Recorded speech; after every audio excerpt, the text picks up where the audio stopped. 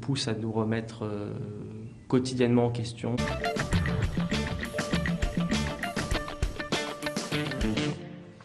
Bonjour à tous et merci de nous retrouver sur les chaînes parlementaires. Tout de suite, on va rejoindre l'Elysée pour une conférence de presse commune entre François Hollande et son homologue allemand Joachim Gauck. Deux présidents très attendus sur un dossier, vous vous en doutez, celui de la Syrie. Conférence de presse en direct et tout de suite, on se retrouve juste après. Herzog avait été reçu ici à l'Elysée. Vous étiez d'ailleurs dans la délégation. Genau. Exceptionnel aussi parce que vous êtes le président, le chef de l'État d'un pays ami. Celui avec lequel nous avons signé le traité d'amitié, et cette visite s'inscrit dans les célébrations du 50e anniversaire de ce traité, voulu par Konrad Adenauer et Charles de Gaulle.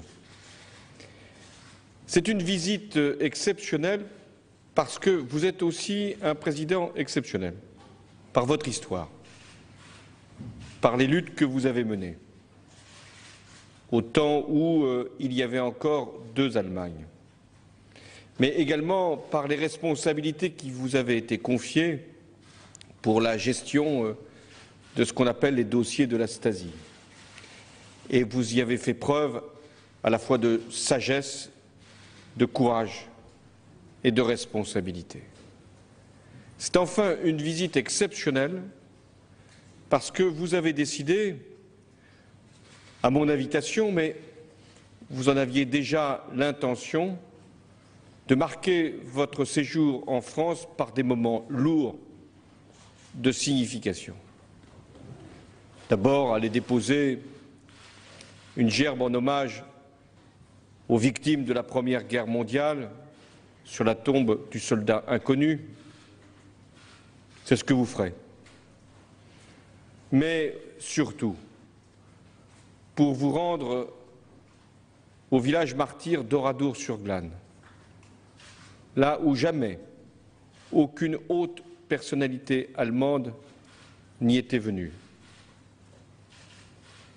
Demain, ce sera un symbole, le symbole d'une histoire, d'un passé qui se regarde en face, d'une vérité qui doit être dite, prononcée, proclamée, reconnue, encore en présence des familles, mais aussi des survivants.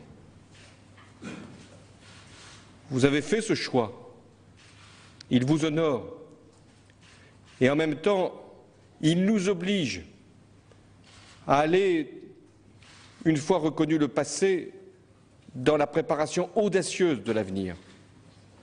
La France et l'Allemagne ont des responsabilités particulières en Europe, pays fondateurs de l'Union, pays capable de dépasser les horreurs des guerres pour entrer dans la paix et en même temps dans la construction d'un idéal qui est devenu réalité, l'Europe. Nous avons échangé sur ce qui attend après les élections qui vont se tenir dans votre pays. Les responsables de l'Union européenne. Nous devrons, au-delà de ce que nous avons déjà réalisé, notamment par rapport à la stabilité de la zone euro, au soutien de la croissance, aux réformes que nous avions engagées, nous devrons donner un nouveau chemin, une perspective, une étape qui puisse nous grandir et qui puisse aussi emmener les peuples vers la confiance dans l'idéal européen. Nous avons aussi parlé de la jeunesse, parce qu'il y a 50 ans, lors du traité d'amitié, ce qui avait uni les deux grands chefs d'État, de grands hommes d'État, Konrad Adenauer et Charles de Gaulle, c'était aussi un message à la jeunesse. Et aujourd'hui, cette jeunesse souffre. Pour une trop grande partie d'entre elles, elle ne parvient pas à entrer sur le marché du travail avec les récompenses de ce sacrifice que représentent les études. Il y a encore trop de chômage, en France, en Allemagne aussi, dans toute l'Europe, trop d'incertitudes. Et c'est par rapport à cette jeunesse que nous devons nous mettre au travail. Enfin, Monsieur le Président, Mesdames, Messieurs, nous avons évoqué la situation internationale.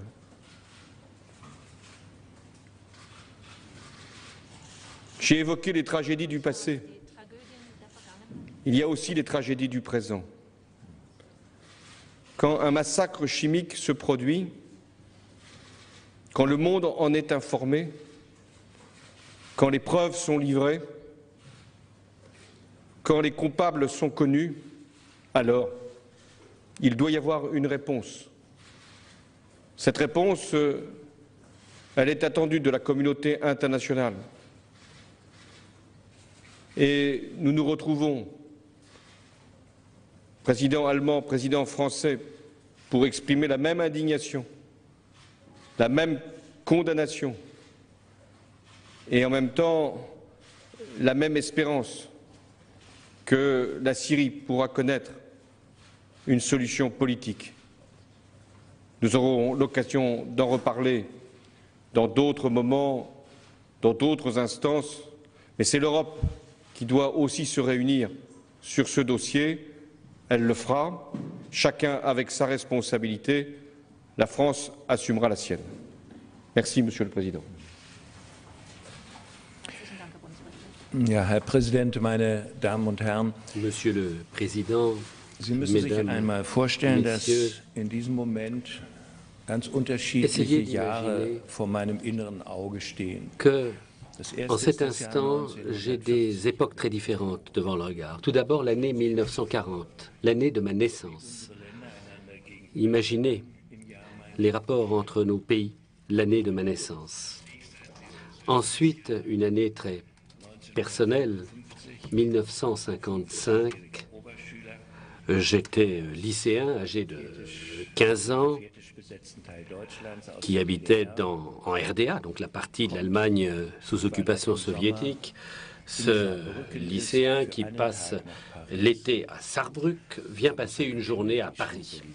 Alors bien sûr, il faut se promener sur les Champs-Élysées, il faut se promener sur la place de la Concorde, aller sous l'Arc de Triomphe et regarder dans quel théâtre se produit Gérard Philippe. Je ne sais pas si les plus jeunes parmi vous s'en souviennent.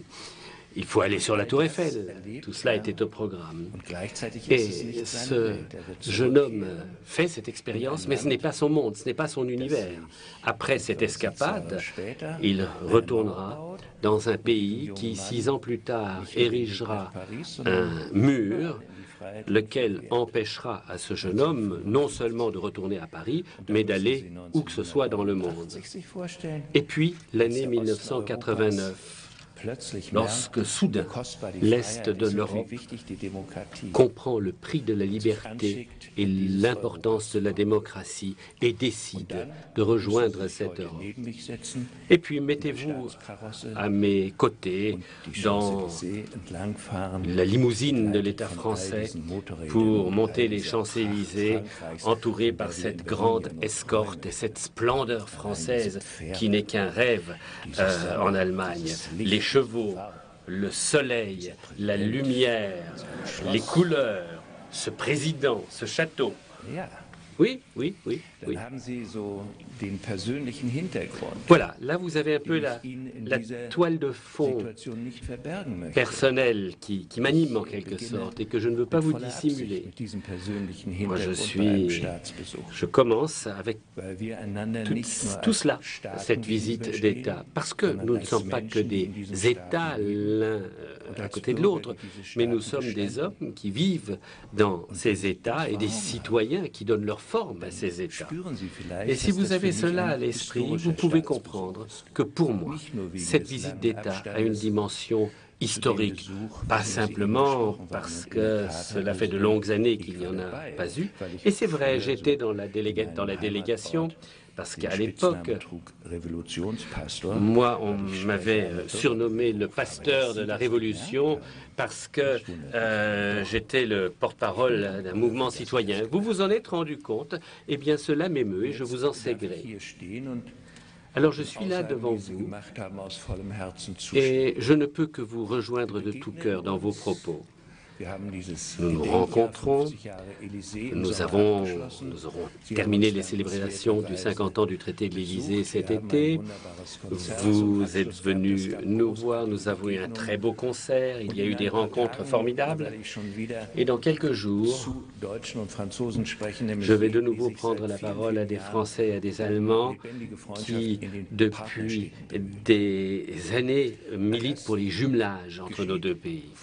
Tout cela se fait dans une époque difficile et sérieuse. Et je voudrais revenir à 2 points que vous évoquiez, Monsieur le Président. Premier point, un homme qui est né pendant la guerre est particulièrement touché par cela. Vous avez bien voulu que je sois à vos côtés à Oradour pour qu'on se souvienne ce que des Allemands d'une autre Allemagne ont commis comme atrocité. J'accepte votre proposition et votre invitation avec un mélange de reconnaissance et d'humilité. Je suis heureux que cela soit possible. Et demain, ceux dont vous avez parlé, les survivants, leurs familles, c'est ce que je leur dirai. Je ne leur cacherai pas mon état d'âme, mais je n'hésiterai pas, en pleine conscience politique, à dire que cette Allemagne que j'ai l'honneur de représenter est une Allemagne totalement différente de celle qui hante leurs souvenirs.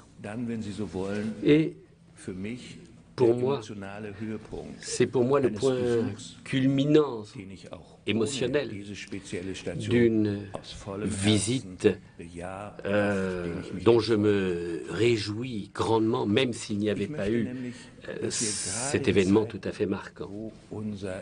À une époque où l'élan européen, en de nombreux endroits d'Europe, peut-être aussi dans nos pays, où cet élan européen marque un peu le pas. Dans certains pays, c'est peut-être même étiolé complètement. À une époque de débats controversés, il y a une chose dont il faut avoir confiance.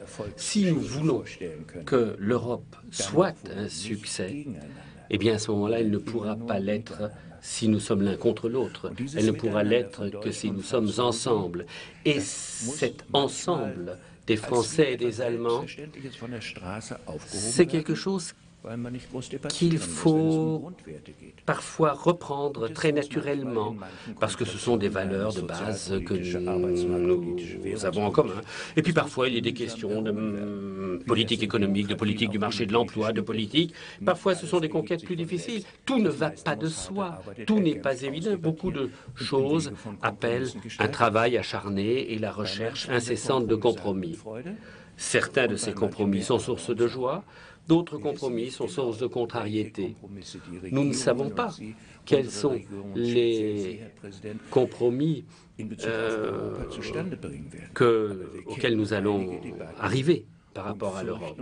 Mais nous connaissons la nature des débats et ce que nous craignons, ce que nous redoutons, c'est que la sécurité, la solidité de notre amitié soit obérée par la renaissance de vieux clichés, de vieux stéréotypes sur l'Allemagne. Ça, nous ne le souhaitons pas. Et même s'il peut y avoir tel ou tel débat controversé sur les prochaines étapes à prendre en Europe, eh bien, dans une telle situation, je voudrais dire à quel point je me réjouis que nous nous comprenions aussi bien. Nous nous comprenons tellement bien que nous pouvons nous dire en toute franchise ce qui nous paraît bien et ce qui nous paraît peut-être un peu moins utile. Monsieur le Président de la République, vous avez évoqué quelque chose qui nous anime l'un et l'autre du point de vue politique et du point de vue humain. Il ne s'agit pas simplement de se remémorer les crimes du passé, mais il y a aussi les crimes de l'époque présente. Et nous trouvons insupportable, inacceptable qu'on viole des tabous, qu'on viole le droit par des actes qui nous paraissaient révolus, appartenant au passé, et que l'on puisse de nouveau assister à l'utilisation d'armes chimiques, de gaz toxiques. Ceci appelle une réaction appropriée. J'ai transmis les salutations chaleureuses de la chef du gouvernement allemand, Angela Merkel. Angela Merkel pense que lors des prochaines rencontres, par exemple au sommet du G20, elle pense qu'il sera possible d'arriver à un accord international sur la réponse appropriée à l'égard de la Syrie. Et vous êtes nombreux à savoir que l'Allemagne n'agit pas comme la France en termes d'action internationale. Cela a des raisons historiques, cela a également des raisons juridiques, des raisons politiques. Je ne m'étendrai pas là-dessus maintenant. Je voudrais simplement dire que dans nos valeurs fondamentales, nous sommes absolument sur la même ligne. Il n'y a aucune divergence. Et nous trouverions insupportable qu'un dictateur puisse agir impunément et briser à ce point un tel tabou sans aucune conséquence. Alors, je n'ai pas de responsabilité gouvernementale et il ne m'appartient pas de discuter de mesures concrètes avec le président de la République. Je peux simplement me faire l'écho et expliquer la position du gouvernement allemand et vous dire l'horreur ressentie par la population allemande à l'égard de cette injustice. Et j'espère qu'ensemble, que la communauté des nations réussira enfin à trouver un langage commun à l'endroit de ce dictateur. Alors, je ne vais pas relater tous les points abordés dans notre entretien, mais il y a un point dont je voudrais parler et qui touche à l'Europe.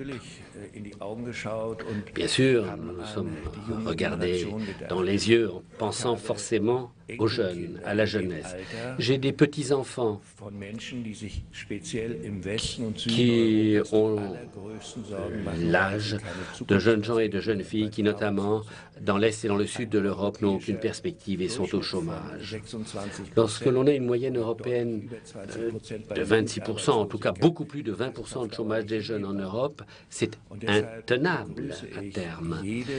C'est pourquoi je me félicite de toutes les initiatives de tout gouvernement de remédier à cette situation inacceptable.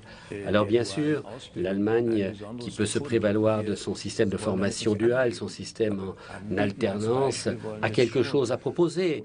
Nous ne voulons pas nous en vanter, mais c'est une solution que nous proposons à d'autres. Et nous aimerions que l'on trouve dans d'autres pays des entreprises qui, à l'instar des entreprises allemandes, sont prêtes à faire leur travail pour aider à former les jeunes et ne pas abandonner cette responsabilité uniquement à l'État. Voilà ce que je pouvais dire pour relater notre entretien. Pour terminer, je reviendrai à mon point de départ. Chacun de mes actes que j'ai la possibilité de faire en tant que président fédéral revêt pour moi un poids particulier. Ce sera bien sûr le cas à Oradour, mais ce sera également le cas quand je serai à Marseille. Je suis très heureux que Marseille soit devenue l'une des deux capitales européennes de la culture. Et à Marseille, je parlerai de la situation des jeunes et je suis heureux de pouvoir m'entretenir avec des intellectuels français grâce à Arte et que je pourrai parler de ce qui nous unit et également de ce qui nous préoccupe.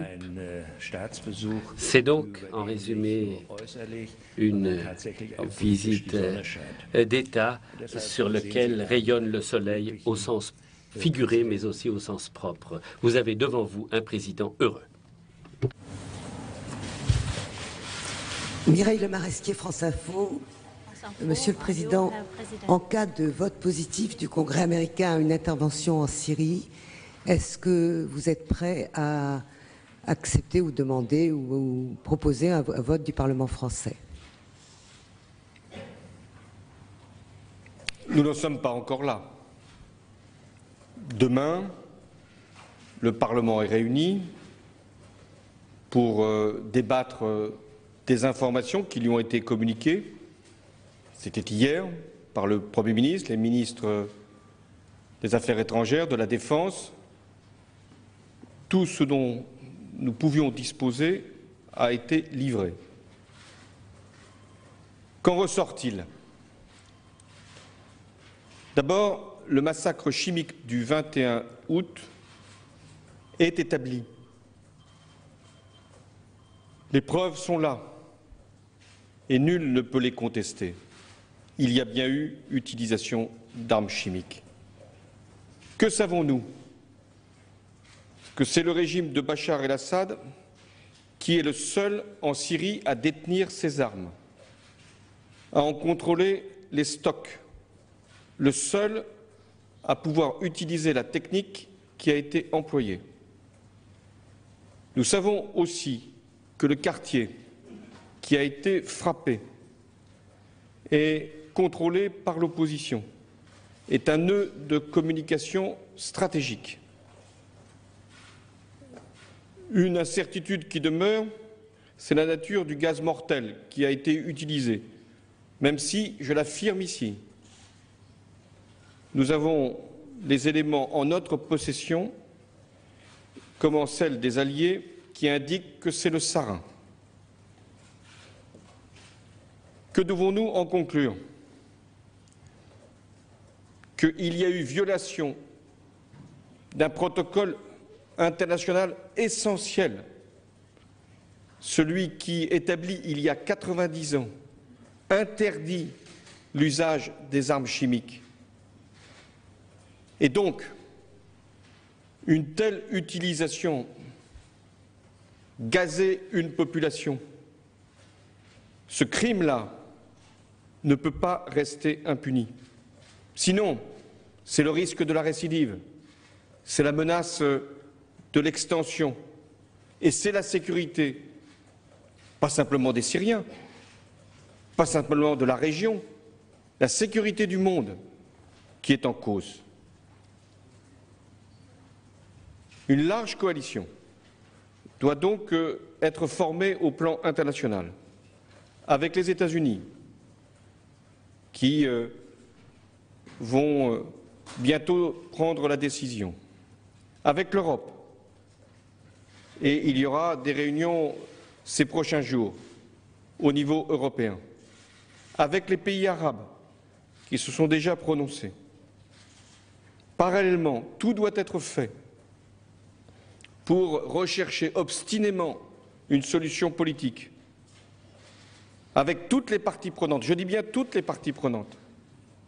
Et nous aurons l'occasion, en marge du G20 à Saint-Pétersbourg, d'avoir ces discussions.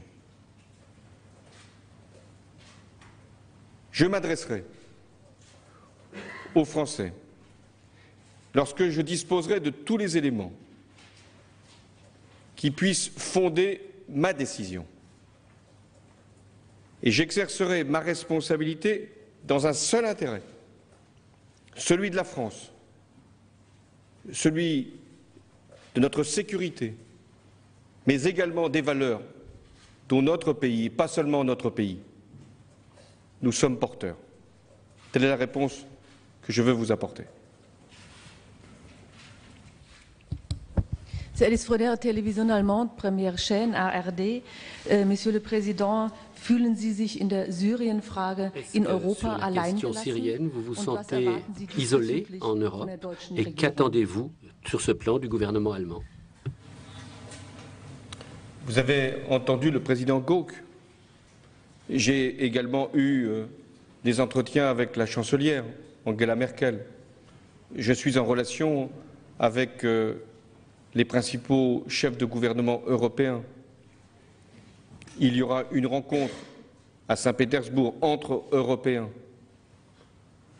Il y aura une réunion des ministres des Affaires étrangères très prochainement.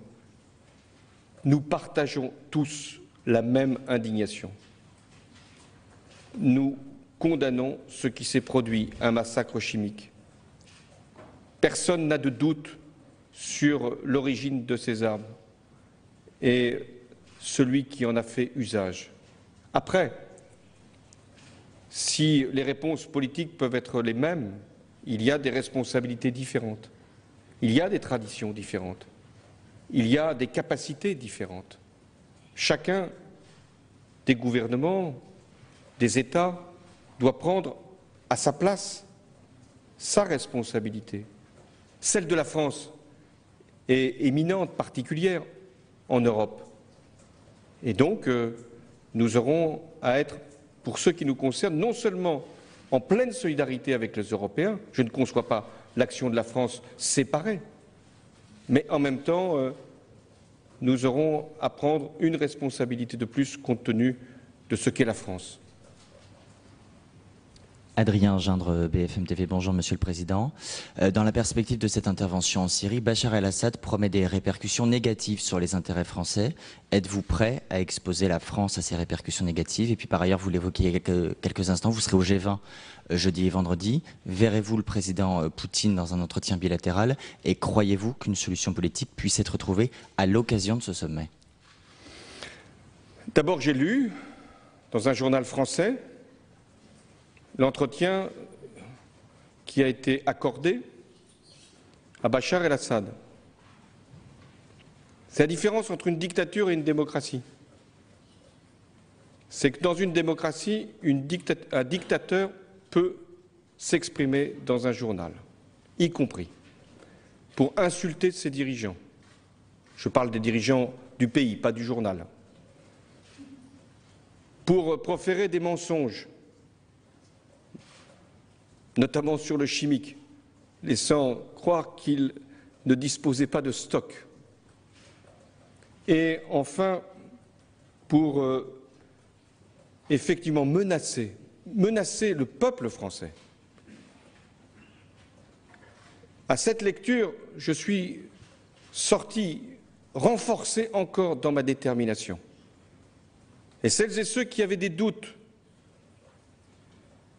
sur les intentions de Bachar el-Assad ne peuvent plus maintenant en avoir. Il parle de liquider tous ceux qui ne sont pas d'accord avec lui. Liquider. Il aurait pu dire gazer.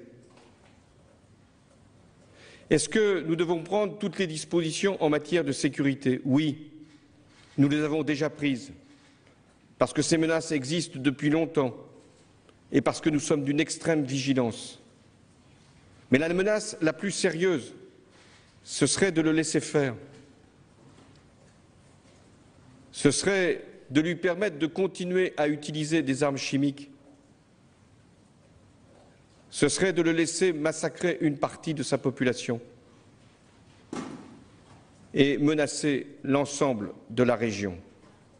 Oui, nous prenons toutes les dispositions pour faire face à cette menace. Elle existe depuis longtemps et elle ne cessera pas, cette menace, tant que le régime de Bachar el-Assad sera en place. Le G20, nous aurons autant de discussions qu'il sera nécessaire. Vous savez que l'ordre du jour est sur des sujets économiques, sur la lutte contre la fraude fiscale, sur la croissance, c'est la vie concrète, mais il y a aussi la politique et tout ce qui pourra être fait pour chercher de bonne foi la solution politique sera engagé par la France et par les Européens. Je vous l'ai dit, en marge du G20, il y aura une réunion des Européens. Et de la même manière, avec celui qui nous accueille, le président Poutine, nous pourrons parler ou dans un cadre qui est celui du G20 ou de manière bilatérale. Florian Gattmann, Spiegel Online Berlin. Eine Frage an den Spiegel Online Berlin, une question au président fédéral, Monsieur Gauck. Que pensez-vous des efforts de réforme du président François Hollande? Est-ce que vous partagez l'inquiétude de nombreux responsables politiques allemands en ce qui concerne la situation économique française? Bon, ce n'est pas seulement parce que je suis président, mais aussi parce que je lis le journal que je me suis informé sur les débats en France. Parce qu'il ne s'agit pas simplement de questions allemandes qui m'animent, mais il y a un débat tout à fait animé de la part de chefs d'entreprise, de la part d'économistes. Les Français sont en train vraiment de s'interroger sur la voie qui mène à la réussite. Il y a ceux qui pensent que si l'Allemagne était affaiblie, que automatiquement la France ou d'autres pays seraient renforcés. Je ne saurais partager une telle analyse. En effet, une Allemagne faible, affaiblie il y a 15 ans, n'a rien apporté à l'Europe. Voilà pourquoi il est intéressant de regarder ce qui est possible aujourd'hui et ce qui sera possible dans 10 ans. Le président de la République, ou la France en général, a cette tradition que nous connaissons en Allemagne, à savoir que nous connaissons en Allemagne, à savoir que organisations syndicales et patronales ne sont pas dans des relations d'antagonisme, mais négocient des conventions collectives, etc. Ça, c'est la tradition allemande. En France, la tradition, l'histoire du mouvement syndical et patronal est différente. Voilà pourquoi, en Allemagne, il a été possible d'obtenir un consensus plus large que dans d'autres pays pour conduire des réformes douloureuses. C'était un peu plus facile en Allemagne. Ça a été difficile en Allemagne aussi. Rappelez-vous, lorsque le chancelier Schröder a dû batailler durement dans son propre parti et la durée de ces débats. Je vois qu'il y a des débats très vifs au sein du Parti socialiste et je suis de ceux en Europe qui se réjouissent de voir que des mesures de réforme et de consolidation sont engagées de façon déterminée et résolue. Alors, pour les uns, ça va trop loin et ils manifestent. Pour les autres, ça ne va pas assez loin, ils le déplorent. Ça fait partie de la vie politique. Nous en avons parlé, le président et moi-même, avec un petit sourire, mais nous sommes pleinement conscients du sérieux et de la gravité de la situation. Tout ce qui forge l'avenir crée de la contrariété dans la population lorsque cela entraîne des sacrifices ou lorsqu'il faut simplement s'habituer à quelque chose de nouveau. Il est très difficile de changer des mentalités et cela prend généralement beaucoup de temps.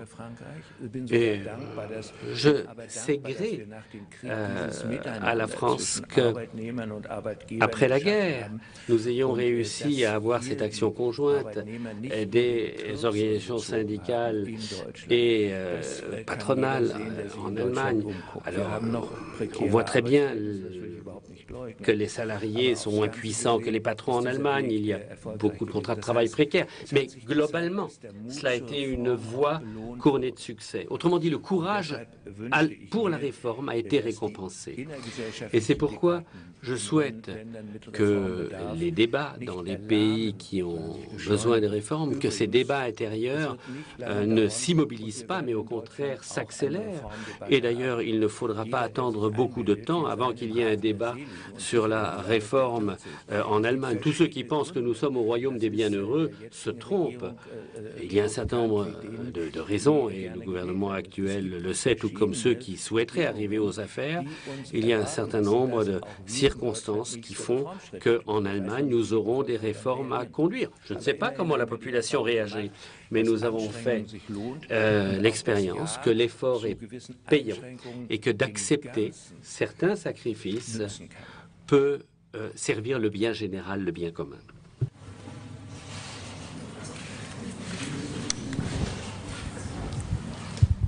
Valérie Nataf, TF1. Monsieur le Président, une bonne partie de la suite des événements en Syrie se jouera le 9 septembre au Congrès américain.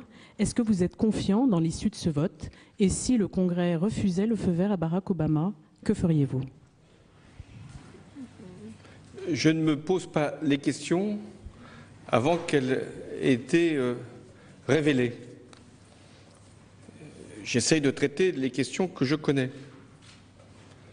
Le président Obama a souhaité demander au Congrès l'approbation. Il n'y était pas contraint, il a jugé que c'était un moyen de renforcer la décision qu'il aurait à prendre. J'attends donc la réponse, parce qu'elle aura des conséquences sur la coalition que nous aurons à former. J'ai déjà dit que la France ne pourrait agir seule, qu'elle ne peut situer son action que dans le cadre d'une large coalition, la plus large possible. C'est vrai que ce serait encore mieux d'avoir une résolution du Conseil de sécurité. Je suis très attaché à la légalité internationale. Mais lorsque, sur cette question, le Conseil de sécurité est bloqué depuis 2 ans, chacun sait que nous ne pourrons pas en passer par là, sauf à ne rien faire. Donc, selon la décision du Congrès, il y aura une coalition qui pourra se former. Si la décision du Congrès n'était pas positive, alors la France n'agirait pas seule, mais elle prendrait ses responsabilités. Aussi, en soutenant l'opposition démocratique en Syrie, de manière à ce qu'une réponse soit apportée. Merci.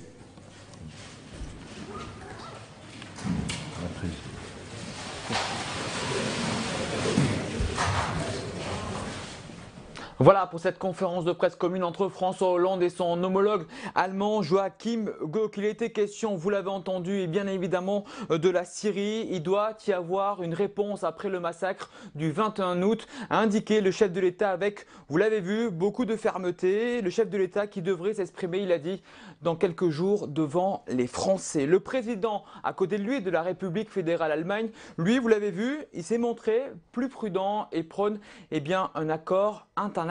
Après l'Elysée, on va prendre la direction du Sénat pour suivre l'audition du ministre Jean-Yves Le Drian. C'était il y a quelques minutes. Officiellement, Jean-Yves Le Drian est venu présenter le plan de programmation militaire. Mais voilà, il est revenu